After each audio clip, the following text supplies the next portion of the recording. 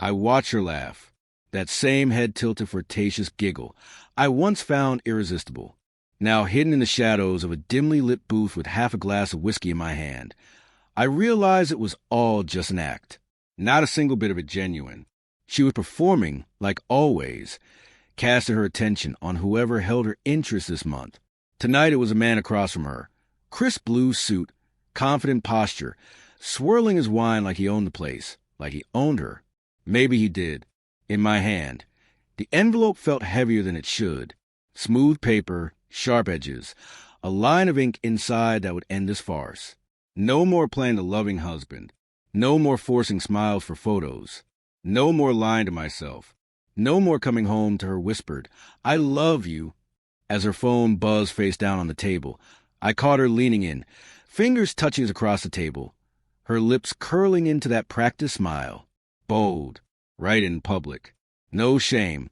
They were sitting in our spot, booth 17 at Caravaggio's. The same place where I had once dropped to one knee and asked her to marry me. The same place where we celebrated our 5th anniversary, where I believed in forever. Now she sat there with him, laughing, twirling her glass like the lead in a bad soap opera. I didn't flinch when the waitress passed by. "Excuse me," I said, slipping the envelope into her hand. "Could you deliver this to the woman in the red dress, booth 17? She took it without a second glance, just like Rachel had taken my heart all those years ago, casually, without a hint of hesitation. I leaned back, letting the scene play out. Rachel's smile froze the moment the letter landed on her table. Her fingers hesitated, her eyes darting around the room, searching, sensing me. She opened it, her polished nails catching the paper edge. The first 3 words, petition for divorce, must have hit like a hammer. I saw her stiffen, her face drain of color, the perfect performance shattering in slow motion. Her date leaned in, concerned, whispering something I couldn't hear. But I knew that look. She was panicking, eyes wide, breath shallow. She felt me there, my presence cutting through the air like a cold blade. I stood, took a final swig of my whiskey, and our eyes met. She recognized me then, the man she betrayed. I smiled, not the warm, loving grin I'd given her on our wedding day, but something colder, final, like a man closing a chapter for good. I could see the exact moment she remembered the night 2 months ago, when she said she was working late. Her phone, still connected to our cloud, had uploaded a photo by mistake. Her legs tangled with his in a dimly lit hotel room. Cheap wine on the nightstand, his hand around her neck. That was the night I stopped being her husband. Tonight I became something else. Rachel shot up from her seat, her eyes frantic. "Jason," she hissed, her voice low but sharp, cutting through the ambient restaurant noise. The man beside her turned to face me, his expression smug, like I was just some sad footnote in their twisted romance. I simply nodded at them both. "Enjoy your evening," I said, my voice calm, almost amused. "Drinks are on you. Consider it a celebration." I walked out, not bothering to look back. I wanted them to burn, to feel every bit of betrayal they had crafted behind my back. Outside, the night air hit me, cold, sharp, clean.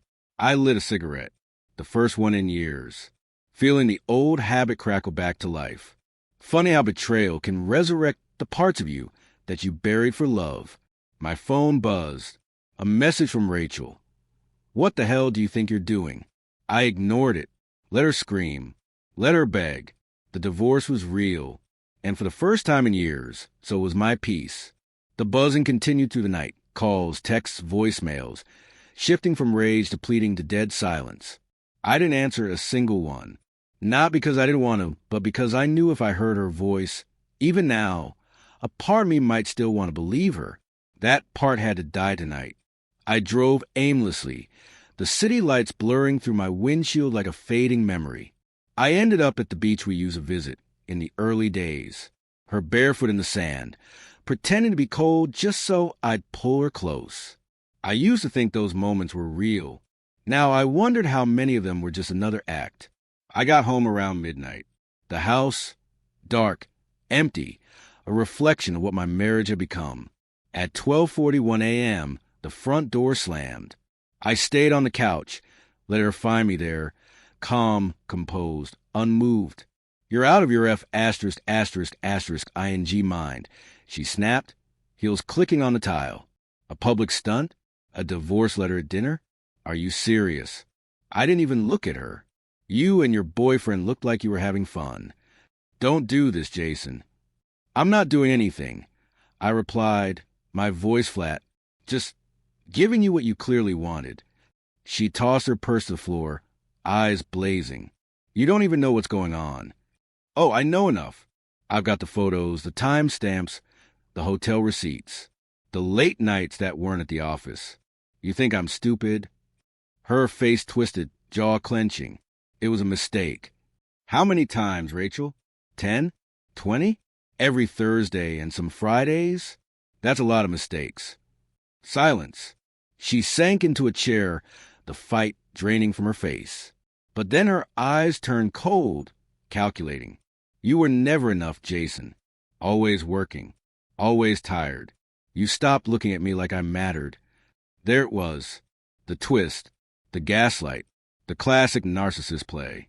I felt the last remnants of love shrivel in my chest. You should have just told me you wanted out. I would have respected the honesty. She smirked, lips curling into a cruel line. But you wouldn't have begged. That hit like a slap. I stepped back, realizing just how deeply I had misjudged the woman I married. You're sick? I muttered, turning for the stairs. Her laughter followed me, sharp and bitter. You'll regret this. Nobody will ever love you like I did. I paused on the steps, turned back. God, I hope not. I heard her crying later. Maybe it was real. Maybe it wasn't. I didn't care. I had finally stopped caring. And that was the most powerful thing I'd felt in years. The next morning, her side of the closet was empty, her presence erased as if she had never existed. I made my coffee black, the way I used to, before I started sweetening it for her. As I sipped, my phone buzzed. A message from her mom. I'm sure this is just a misunderstanding. Talk to Rachel. You two can fix this. I didn't reply. Let them live in their delusions. I was done pretending. I had been a supporting character in my own life for too long, cast aside in a script where her desires always took the lead. That morning, I finally decided to clear out the remnants of the lie we once called a marriage. I gathered every trace of her, a collection of false memories disguised as love. Perfume bottles, carefully staged wedding photos, sentimental notes she'd written more out of habit than feeling.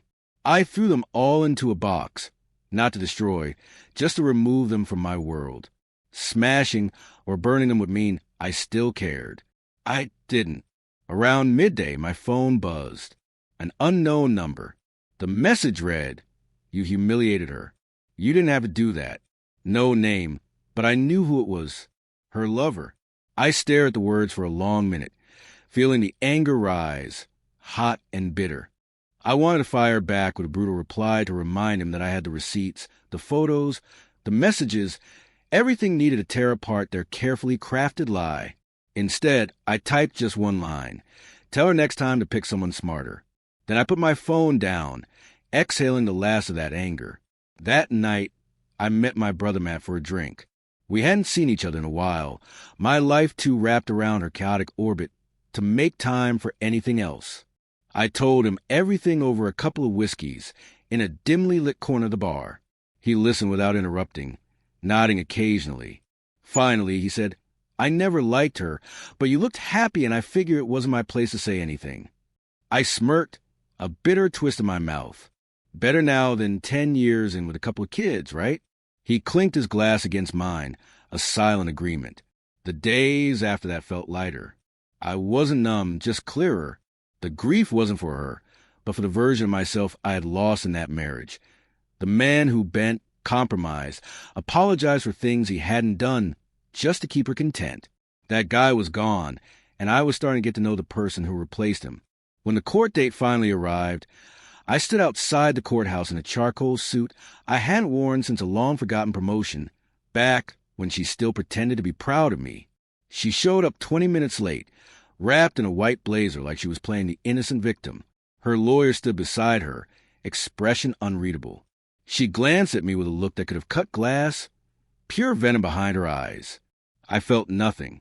When the judge asked if we wanted mediation, I looked him straight in the eye and said, "No, I've made peace with my decision." I caught her rolling her eyes, whispering something to her lawyer.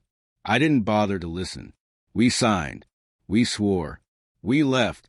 Outside, she finally spoke, her voice sharp with disbelief. "So that's it? You're just throwing away everything we built?" I paused, met her gaze, and said, "We didn't build anything. I built. You broke." Her jaw tightened, but she said nothing. I turned and walked away, her silence following me like the ghost of the life I once thought we were building. The days blurred together after that, but I wasn't drowning in regret. Old friends reached out, people I'd lost touch with. Even my mom called. She had never liked Rachel, but stayed quiet out of respect for my choices. She told me, "It takes a wildfire to clear the deadwood. Maybe now you'll grow something better." I held on to that thought. I started running again, hit the gym, rediscovered my appetite for life. I slept better, laughed more. I even pulled out an old journal from college, pages once filled with dreams and plans, now ready for a new chapter. I wrote down my thoughts, raw and unfiltered. Every ugly truth I had ignored for years. One line stood out. She didn't destroy me. She revealed me. Weeks later, a package arrived at my door. No sender, just my name scrawled in her familiar handwriting. I almost tossed it without opening, but curiosity got the better of me. Inside was a silver bracelet I had given her on our 3rd anniversary. Something she had once claimed was her favorite. No note, no explanation. Just a cold, silent end of a chapter. I laughed, genuinely this time, without the bitterness. I took the bracelet to a pawn shop, sold it without a second thought, and used the cash to buy a new pair of running shoes. Booked a solo weekend in the mountains. My first real trip alone in years. I spent the time in a small cabin, surrounded by whispering trees and crisp mountain air. I ran, hiked, wrote, and for the first time in years, I felt free. A few days after I returned, I ran into her. Grocery store, of all places. She was with him. The guy she had left me for. She saw me first, her face freezing for a moment, eyes wide. He didn't recognize me until she whispered my name under her breath. I nodded at both of them, then walked past without another word. I didn't need anything from her anymore. Not an apology, not closure, not even a second glance. I had finally walked away from the role she had cast me in, and for the first time, I wasn't playing a part. I was just living. She followed me out of the store, her footsteps quick, catching up just as I reached the parking lot. Alone. He wasn't with her this time. "Can we talk?" she asked, her voice smaller than I remembered. I paused, turned to face her. She looked tired, a little hollow around the eyes, like someone carrying a weight they chose themselves. "Why?" I said, keeping my face neutral. I didn't think you'd move on so fast." That line, the one they always seem to use like it's a magic key to rewrite history. I took a slow breath. "You left me long before I walked away." I replied, "I'm just catching up." Her lips tightened, her eyes flicking away as if searching for a better response. "He doesn't make me feel the way you did." She tried again, a crack in her voice this time. I shrugged, unbothered. "Then I guess you made a mistake." She opened her mouth, eyes shining with some desperate need to regain control. But I cut her off. "No," I said, my tone even unyielding. "You don't get to rewrite this. You lied. You cheated. You gaslit. I gave you every chance. And you burned every single one of them." I straightened my shoulders, feeling the weight lift just a little. "Go live with your choice." She didn't cry. She didn't argue. Just stood there, biting her lip, pretending like I might change my mind. But I didn't. I walked away, head high, so clean, my dinner for one in my hand. That night it tasted like freedom. Later, my phone buzzed. A message from a number I hadn't seen in years. "Heard about everything. Can't believe she did that to you. Want to catch up sometime?" It was Ava, my college ex. the one who got away. Or maybe the one I let go for all the wrong reasons. We hadn't spoken in nearly a decade. She was married last I heard. Or maybe divorced now. Who knows? I didn't reply, not right away. Not because I wasn't interested, but because for the first time in a long time, I wasn't looking for someone to fill a hole. I was learning to stand alone. The days that followed felt strange, quiet, peaceful. My phone stopped buzzing with her drama. No more surprise calls, no sudden manipulative texts. Her absence felt less like a wound and more like healing. Then, unexpectedly, a certified letter arrived. Not from her, but from her lover, or rather her ex-lover now. Apparently, she had lied to him too, painted herself as a trapped victim, emotionally abused, desperate to escape but too afraid. He had found out the truth, uncovered the deceit in her old emails. She kept him on the side as a backup plan, a just in case, a safety net if I didn't break as easily as she'd hoped. His note was brief, apologetic. Said he had no idea, that if he'd known, he would never have touched her. I didn't respond. That mess was theirs now, not mine. A few days later, I ran into her sister Emily at a gas station. She approached me cautiously, eyes darting like someone testing the waters. "Jason, I know you probably don't want to hear anything from anyone in our family," she began. I said nothing. "Just wait. But I want you to know I told her. I told her she was destroying the only good man she ever had. I told her the night you sent that letter to the restaurant. She had it coming." I met her eyes, saw something I never saw in Rachel's. Remorse, sincerity, truth. "She doesn't even cry about you," Emily continued, her voice tinged with bitterness. "She cries because she thought you'd beg her to come back."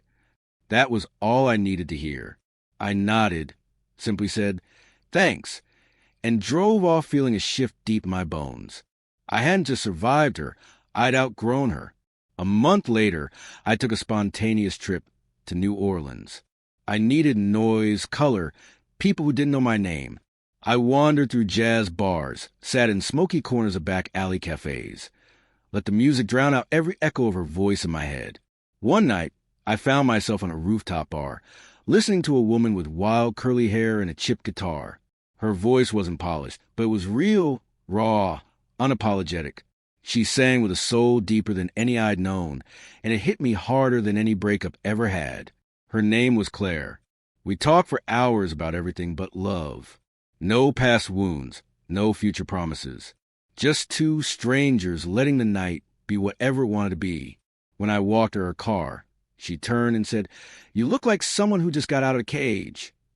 I smirked, feeling the truth of it. "Funny, that's exactly how I feel." "I hope you never step back inside one," she said, sliding into her seat and driving off. I never saw her again. But that night, I felt something I hadn't in years. Alive. Back home, I boxed up the last of Rachel's leftovers. The dusty box in the garage, the winter coat she never took, the perfume bottle hiding in the bathroom drawer. All gone. I changed my number, gave it only to those who mattered. One morning I passed by our old favorite bakery, saw her car parked outside. I didn't stop, didn't even slow down, just rolled down my window and let the wind carry away every piece of the man who once begged for her attention. Months passed. The silence that once felt oppressive now felt comforting. My house no longer felt empty. It felt mine. One night, I found myself going through old files on my laptop, stumbled upon a folder labeled us. Photos, videos, memories I had once clung to like life rafts. Without hesitation, I deleted them all, gone in seconds, like the love we pretended to have.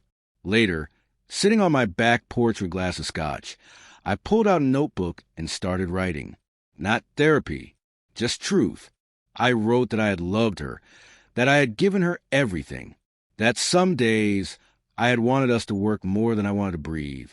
But I also wrote that she destroyed that love with every lie, every eye roll, every half-hearted kiss she gave me after giving her whole self to someone else.